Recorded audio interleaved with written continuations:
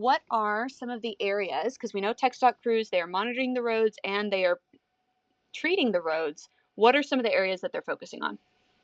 Well, of course, we cover 12 counties, and we do hit like Bear County and the Hill Country, but we also have, other areas that could potentially be impacted, like Guadalupe County, Comal County, but really no specific roadways. However, we are always targeting the overpasses and bridges, and even our direct connectors, the major interchanges in San Antonio.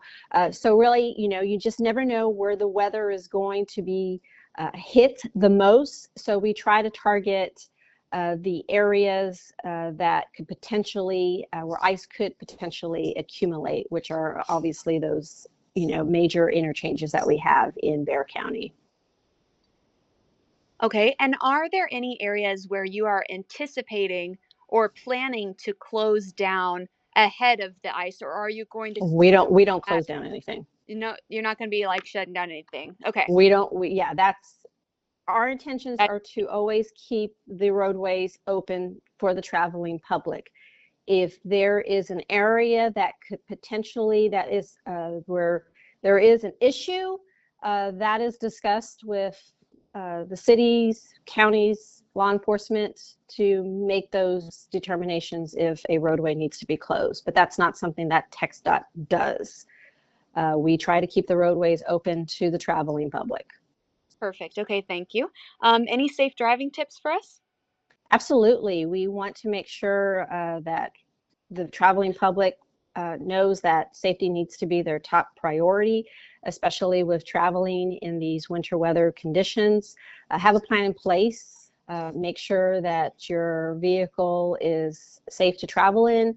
Make sure that you add additional travel time for your commute. If you're going to be doing any type of traveling outside of Bear County, heading up north or east or west, make sure you go to drivetexas.org to get the latest road conditions, the statewide road conditions.